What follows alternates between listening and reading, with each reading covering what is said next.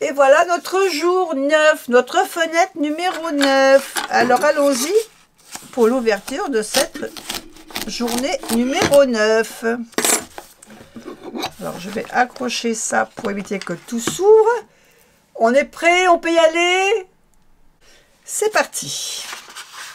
Christian Vidal nous parle de cartomancie. Les cartes vous parlent. Ah, on va faire du tirage de cartes aujourd'hui, les copines. Alors, on nous parle ici donc des grands principes de tirage. Les questions sont la raison d'être d'un tirage. Oui, c'est souvent parce qu'on a un questionnement quand on a envie de tirer les cartes. Il faut orienter la consultation, c'est-à-dire qu'il faut, oui, au déroulement du tirage. Bon, ça, je ne vais pas tout vous lire ça parce que je pense qu'en règle générale, on sait ce qu'il faut faire. Il faut être dans un endroit calme, qu'on soit centré, on peut se faire, voilà, une petite méditation, une petite bougie, une petite pierre. Voilà, ça c'est la règle générale. Ensuite, on mélange nos cartes. Alors, on coupe son jeu. En principe, on le coupe.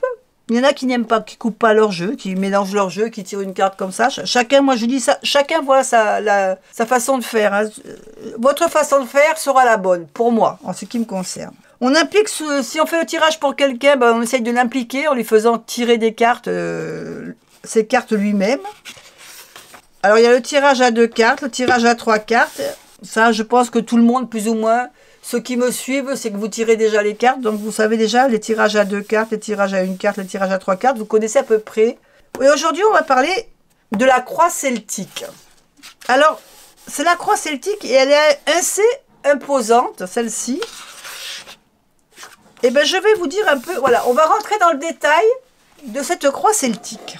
Le tirage en croix celtique est en quelque sorte la star des tirages du Rider-Waite-Smith, dont il favorise une lecture efficace. Les règles en ont été élaborées par M. Waite, l'auteur du tarot, qui recommande l'usage de ce tirage aussi bien pour les débutants que pour les praticiens confirmés. Ce tirage de la croix celtique a pour principal intérêt de fonctionner dans pratiquement toutes les situations. Il permet en effet de répondre à une question précise ou bien de donner une direction par rapport à une problématique ou thématique donnée. Je vous mets en haut de l'écran, je vous mets donc le petit dessin des cartes pour que vous voyez exactement où se placent les cartes, parce que je vais vous énoncer par rapport au numéro que vous sachiez à quelle carte cela correspond.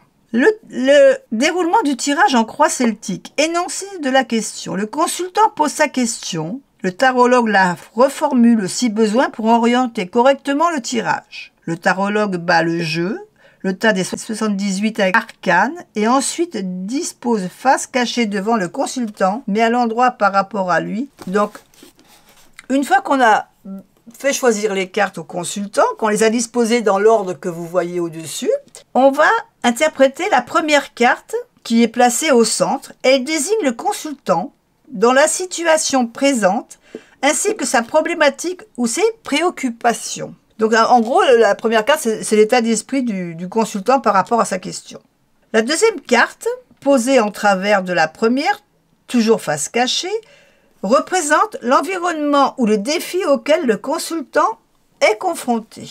La troisième carte, placée à gauche de la première, représente le passé proche. La quatrième carte, placée à droite de la première, représente le futur proche, les événements qui doivent se produire si le consultant n'agit pas sur son chemin. La cinquième carte, placée en bas de la première, exprime la cause profonde éclairant la situation présente du consultant. La sixième carte est posée à l'opposé de la cinquième. Elle représente le destin de celui-ci par rapport à la question ou à la problématique posée. C'est la seule carte du tirage pour laquelle le libre arbitre du consultant ne peut pas jouer. Découverte des lames. Donc ensuite, découvrez toutes les lames, vous les retournez toutes. Et on procède à l'interprétation de chaque lame par rapport à ce que je viens de vous dire pour chacune d'elles. Le tirage des 4 cartes supplémentaires est là pour donner un peu plus d'informations. C'est pour préciser. Le voyant positionne alors les cartes supplémentaires en colonne, comme sur le schéma, en commençant par le bas, par rapport à lui. La 7e carte représente l'état d'esprit du consultant et le rôle qu'il peut jouer par rapport à sa question.